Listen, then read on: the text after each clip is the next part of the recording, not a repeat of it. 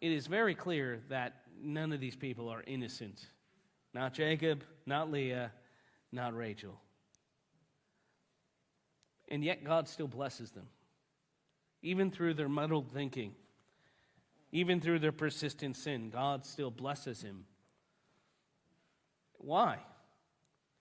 It is because Jacob is in covenant with God.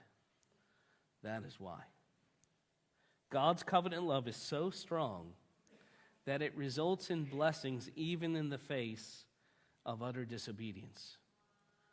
But that does not mean, however, that pride or arrogance or disdain for others won't hinder divine blessings.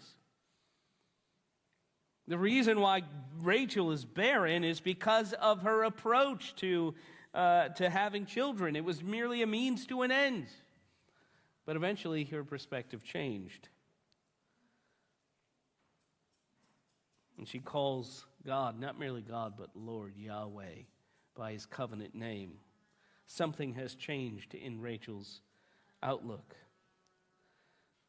She petitioned God. God listened to her, and then he opened her womb. And so what was the Lord waiting on? He was waiting on a heart change for Rachel. And so the proper posture to receive divine blessing is submission to God. It is an attitude of dependence upon God, and that attitude is most perfectly expressed in prayer. If you don't pray, you're not depending upon God. You can't say you're living in a position of dependence if you don't ever petition God for anything.